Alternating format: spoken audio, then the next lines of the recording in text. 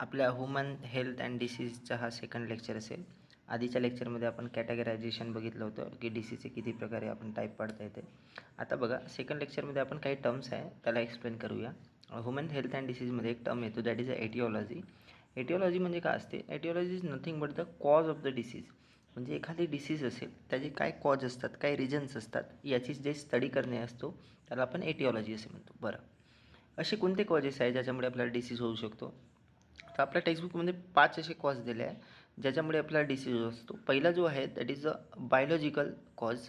Biological cause म्हणजे काही असे बायोलॉजिकल ॲजंट असतात त्याच्यामुळे आपल्याला डिसीज होत असतो. जसं की बॅक्टेरिया आहे, फंजा आहे, व्हायरसेस असतात.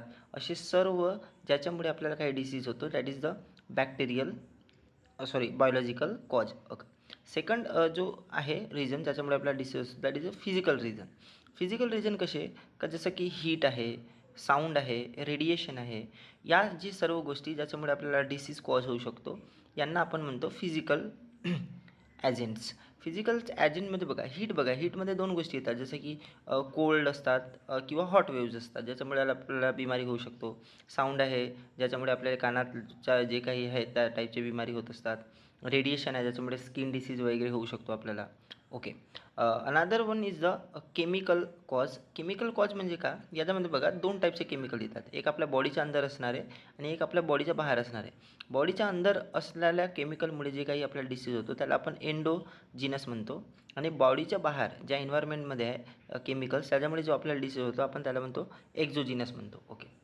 What is the endogenous chemical cause? Exogenous chemical cause म्हणजे जे बाहेर आहे एक्सटर्नल गॅसेस वगैरे आहे त्याच्यामुळे जसं की लाईक CO2 आहे, कोणी सिगरेट पेत असेल आपल्या जवळचा पर्सन त्याचे जो काही स्मोक आहे आपल्या बॉडीच्या अंदर जात आहे त्याच्यामुळे आपल्याला डिसीज होत आहे. हे सर्व that is a exogenous chemical cause. Okay. Endogenous chemical cause म्हणजे काय? की जसं की युरिक ॲसिड आहे आपल्या बॉडीच्या अंदर अगर युरिक ॲसिडचं प्रमाण वाढलं तर आपल्याला जॉईंट पेन वगैरे होतात. जसं की हार्मोनचे प्रमाण वाढलं किंवा हार्मोनचं प्रमाण कमी झालं त्याच्यामुळे पण आपल्याला खूप साऱ्या टाईपचे डिसीज होऊ शकतात. तर असे सर्व कॉज ज्याच्यामुळे आपल्याला डिसीज होतो आपण याला केमिकल कॉज म्हणतो. Okay. The fourth one is that the nutritive cause. आता याच्यामध्ये काय आहे ते बघा, जे आपलं बॅलन्स डाएट आहे तो अगर योग्य प्रकारे आपण घेत नसेल तर आपल्याला डिसीज होऊ शकतो. जसं की बघा प्रोटीन आहे, मिनरल्स आहे, अगर याचं प्रमाण कमी झालं बॉडीमध्ये किंवा जास्त झाला तर त्याच्यामुळे पण डिसीज होत असतात. तर हे जे कॉजेस आहे याला आपण म्हणतो nutritive cause. Okay. Next one is a mechanical cause. Mechanical cause म्हणजे काय? जसं की आपलं इंजुरीज आहे, स्प्रेन ऑफ बॉडीज वगैरे आहे, याच्यामुळे जे काही आपल्याला डिसीज येत असतो जसं की इंजुरी झाली तर आपल्याला अपंगत्व येतो लाईफ टाईमचा. तर हे सर्व कशामध्ये येतात? मेकॅनिकल कॉजमध्ये. ओके. तर आपण एटिओलॉजीचे किती बघितले आहे? 5 कॉज बघितले आहे.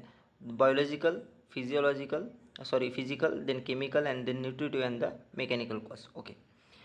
Second term is that